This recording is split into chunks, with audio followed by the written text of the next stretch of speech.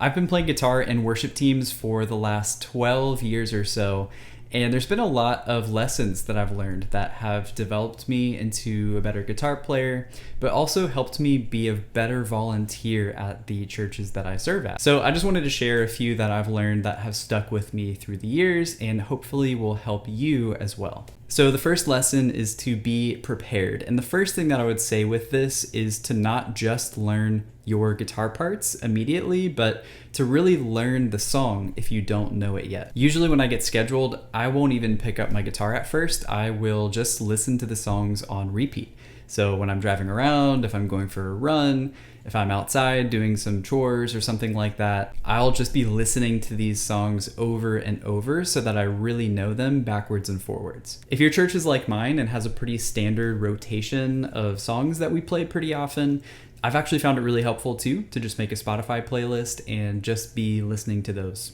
throughout the weeks. But again, with being prepared, once I know the song, then I can begin to think of, okay, what is my role? What parts do I need to play? What does the context look like for me? Am I the only guitar player? Am I going to be playing alongside another guitar player? Am I scheduled for lead, for rhythm? For me, our church plays with 2 electric players, usually a lead and a rhythm player.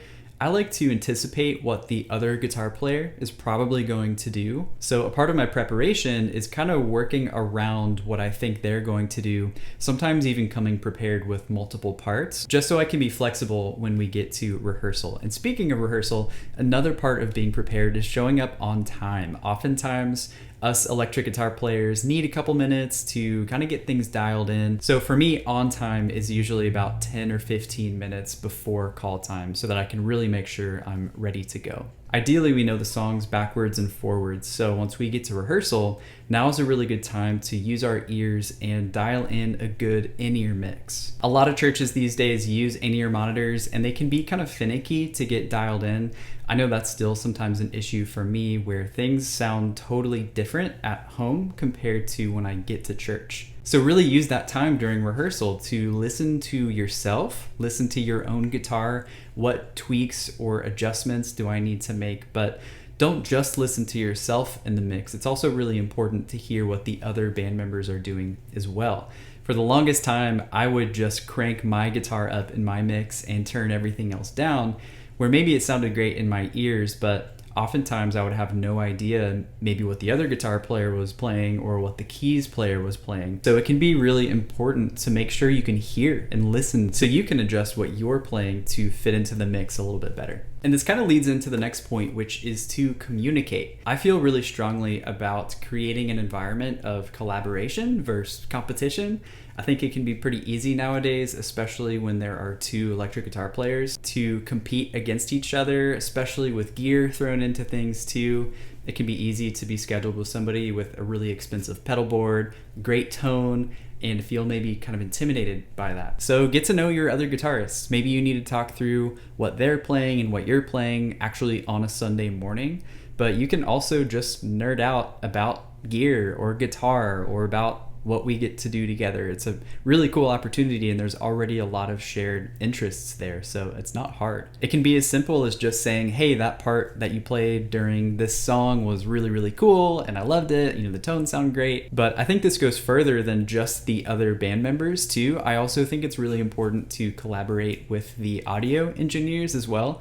I know sometimes in church world there's kind of like the band is over here and the production team is over here. So creating an environment of collaboration there too can be really helpful, especially because the audio engineer has all of the power controlling your volume. But honestly, there can be really high value in talking to them because there may be some small tweaks that they hear that you don't hear. So they can provide some really valuable insight into potentially making some tweaks or some fixes, again, just to serve the song better and make it a better experience for Sunday morning. And probably most importantly, I think it's important to create that spirit of collaboration with your worship leader as well. Do they have everything they need? Are you supporting them? Is there anything that you could be doing differently to make their lives easier. None of this is really going to make a difference though if you're not teachable. There's no room for having an ego. I think it's really important to be open-handed when it comes to the things that you prepare, whether it's the guitar parts or the tones and how you have things dialed in. Because if you're communicating to your audio engineers or your worship leaders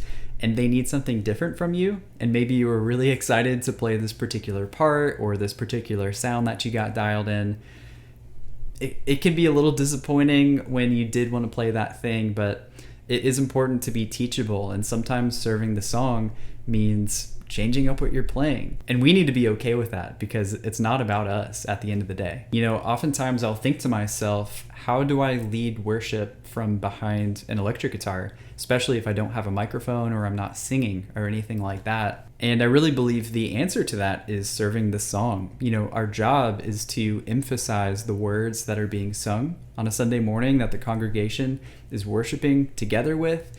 And so if we're distracting from those words, we're doing the opposite of our job. Supporting the worship leader who does have the microphone and remembering that it's not about me is the best way that we can lead worship for our church. And if I can offer one bonus lesson in addition to all of this, it's that it's hard to lead worship when we're not worshiping ourselves.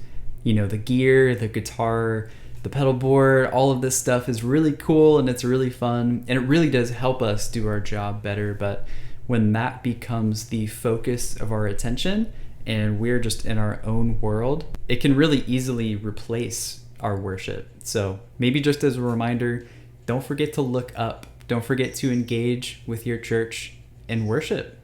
That's the whole point of what we're doing here. But I really want to hear from you. What are some of the lessons that you've learned that have made you a better worship guitarist? Let me know down in the comments. I'll be down there too. We can keep the conversation going down there. So until then, I'll see you in the next one.